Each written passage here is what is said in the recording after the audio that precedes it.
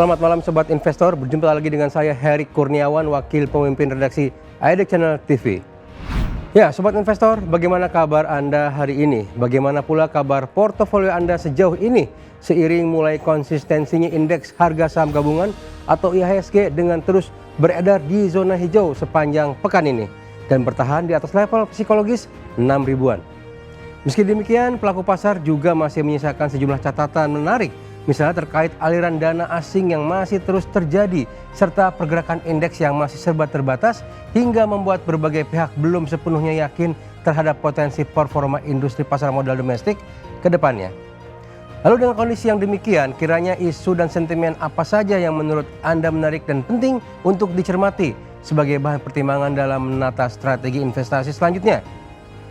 Meski begitu, di luar isu dan sentimen, izinkan kami dari tim redaksi IDX Channel membawakan 5 berita terpopuler yang paling diminati di sepanjang Kamis 16 Juli 2026 oleh para pembaca idxchannel.com, termasuk Anda, para pembaca setia portal ekonomi, bisnis dan pasar modal terpercaya IDX Channel.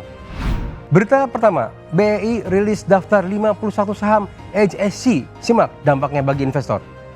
Ya, membuka program Top 5 edisi malam hari ini, kabar utama masih datang dari regulator sekaligus operator pasar modal nasional, yaitu PT Bursa Efek Indonesia atau BEI, yang baru saja merilis daftar terbaru dari saham-saham dengan kepemilikan terkonsentrasi tinggi alias High Shareholding Concentration atau HSC yang kini telah berisi 51 nama emiten. Minat pembaca setia IDX Channel terhadap perkembangan kabar dari daftar HSC ini rupanya masih begitu besar, yang terlihat dari kembali masuknya berita ini dalam daftar berita terpopuler IDX Channel dalam 2 hari berturut-turut.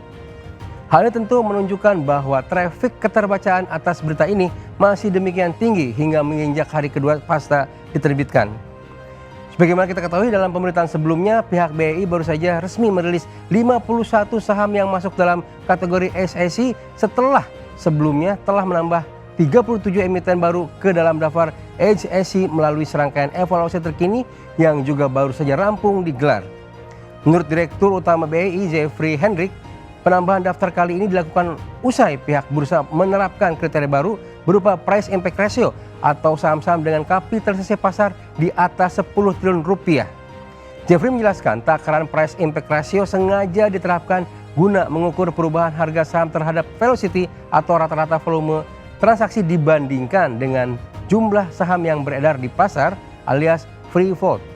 Dengan demikian, saham-saham yang memiliki volume transaksi rendah namun mengalami perubahan harga yang cukup signifikan bakal memiliki rasio yang tinggi dan berpotensi masuk dalam kategori kelompok HSC. Dalam hal ini, Jeffrey juga menegaskan bahwa upaya update kriteria dalam penetapan daftar HSC juga merupakan bagian dari peningkatan transparansi emiten yang sekaligus menjadi salah satu komponen tak terpisahkan dari program reformasi pasar modal nasional. Masuk ke berita kedua, 20 saham pemberat IHSG sepanjang Juni 2026 masih didominasi Big Cap, TLKM hingga CDIA.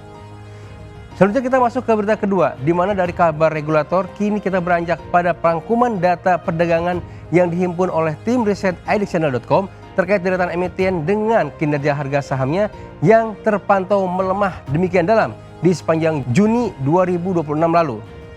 Dalam hal ini, tim riset idxchannel.com berhasil mengkompilasi 20 saham yang menjadi pemberat langkah indeks harga saham gabungan atau IHSG sepanjang 2026 lalu, di mana sepanjang perdagangan yang terjadi di IHSG mencatat penurunan bulanan secara akumulatif sebesar 7,9% dengan posisi terakhir bertengger di level 5.643.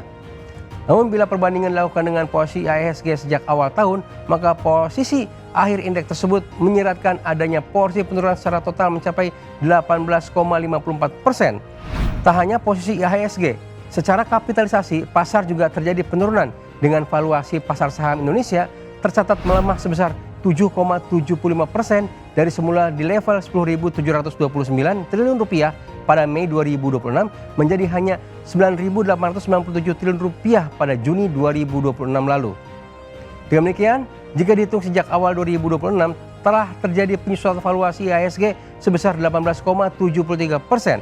Daftar 20 saham pemberat IHSG tersebut dipimpin oleh saham PT Telkom Indonesia Tbk atau TLKM yang merosot hingga 22,44% dengan kapitalisasi pasar sebesar 232,8 triliun rupiah dan membebani IHSG sebesar minus 70,99 poin. Berikutnya kita beranjak ke berita ketiga, 20 saham top loser sepanjang Juni 2026, DPUM hingga CDIA, simak daftar emitennya.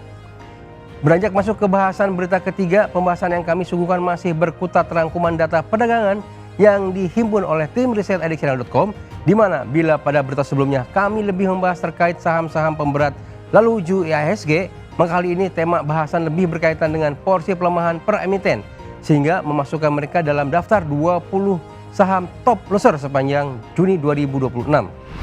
Dalam daftar tersebut tampil sebagai pemimpin yaitu saham PT Dua Putra Utama Makmur Tbk atau DPUM yang mencatatkan porsi pelemahan secara akumulatif dalam sebulan mencapai 55,5%.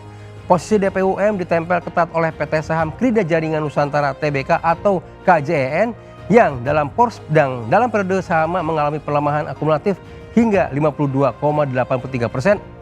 Satu level di atas PT Saham Trinity Dynamic Tbk atau TRUE yang berada di peringkat ketiga dengan porsi pelemahan akumulatif mencapai 50%. Porsi pelemahan dari emiten pengembang real estate dan properti tersebut berada tipis di atas saham PT Trimegah Karya Pratama Tbk atau UVCR yang pada saat yang sama mengalami minus 49,16% secara akumulatif sehingga menempatkannya di posisi keempat dalam daftar. Melengkapi formasi 5 besar, ada saham PT Wahana Interfood Nusantara Tbk atau COCO yang porsi pelemahan akumulasinya juga berada tipis di bawah saham UVCR yaitu tercatat minus sebesar 48,39%. Berikutnya kita akan masuk pada berita keempat, dari sampah menjadi listrik atau WTA, TPIA dan BNBR berebut peluang bisnis baru. Berikutnya dari rangkuman data perdagangan sepanjang Juni 2026, kita juga akan beranjak untuk membahas soal persaingan bisnis baru yang tengah dimulai digeluti oleh PT Chandra Asia Pasifik Tbk atau TPIA dan juga PT Bakri & Brothers Tbk atau BNBR. Ya, ceruk bisnis baru yang dinilai sangat menjanjikan sehingga mulai jadi rebutan tersebut yaitu bisnis pengolahan sampah menjadi listrik atau Waste to Energy alias WTA yang sukses membuat dua emiten dari grup bisnis Chandra Asri milik Taipan Pragopan X2 dan grup Bakri milik keluarga besar Abu Rizal Bakri berada dalam persaingan yang berhadap-hadapan. Kondisi tersebut terutama mulai terjadi seiring terpilihnya TPIA dan juga BNBR sebagai bagian dari sejumlah perusahaan yang diumumkan telah memenangkan tender proyek pengolahan sampah menjadi energi listrik atau PSL tahap 2 yang digelar oleh Badan Pengelola Investasi Danantara melalui salah satu entitas anak usahanya yaitu PT Daya Energi Bersih Nusantara atau DENERA. Praktis posisi head to head antara dua grup raksasa nasional ini memantik kalangan analis untuk mulai menganalisa positioning masing-masing berikut peta persaingan yang terjadi selanjutnya.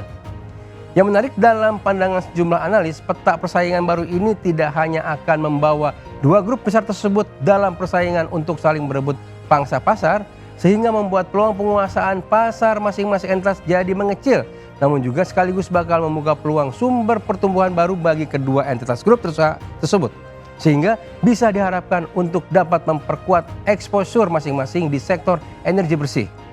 Terakhir, guna menutup program Top 5 edisi malam ini, kita masuk pada berita kelima. Ekonomi Singapura tumbuh 5,7% pada triwulan 2 2026. Ekspor AI pendorong utama. Kini kita sampai pada berita terakhir, di mana kabar terbaru yang kami dah hadirkan datang dari salah satu negara tetangga di regional Asia Tenggara yaitu Singapura yang baru saja berhasil mengamankan pertumbuhan ekonominya sebesar 5,7% di sepanjang triwulan 2 2026 lalu. Dengan catatan produk domestik bruto atau PDB yang tumbuh sebesar 5,7% secara tahunan atau year on year alias YOY dibanding periode sama pada 2025 lalu, porsi pertumbuhan ekonomi Singapura tetap melambat dibanding posisi pertumbuhan sebesar 6,3% pada triwulan sebelumnya. Sebagaimana disampaikan dalam rilis resmi yang beredar, pertumbuhan sektor manufaktur Singapura berhasil mencapai 12,2% pada triwulan lalu atau meningkat hingga 8% dibanding posisi awal tahun ini. Menurut pemerintah Singapura, sektor manufaktur tampil sebagai pendorong utama atas pertumbuhan yang terjadi di negaranya, di mana kinerja sektor manufaktur dari The Lion City sejauh ini sebagian besar didapat dari peningkatan produksi di klaster elektronik dan teknologi yang bila di breakdown kembali, porsi pertumbuhan tersebut dalam beberapa waktu terakhir didapat dari lonjakan permintaan untuk produk-produk yang berkaitan dengan kecerdasan buatan atau artificial intelligence alias AI. Ya, demikian top 5 edisi hari ini. Saya Heri Kurniawan pamit undur diri. Semoga segala berita dan informasi yang telah kami sampaikan dapat menjadi gambaran serta tambahan pertimbangan yang bermanfaat dan cukup membantu bagi Anda para sobat investor sekalian dalam menata strategi serta menetapkan berbagai keputusan investasi di bursa saham. Dalam hal ini, kami juga senantiasa dan tak henti-hentinya mengingatkan bahwa segala keputusan berinvestasi baik itu pembelian maupun penjualan saham sepenuhnya berada di tangan Anda sobat investor. Yang bisa kami sampaikan adalah selalu berjaklah dalam berinvestasi. Pantau terus berita ekonomi, bisnis, dan pasar modal hanya di IDX Channel TV, idxchannel.com, dan media sosial IDX Channel. Sampai jumpa. Jangan lupa selalu bahagia.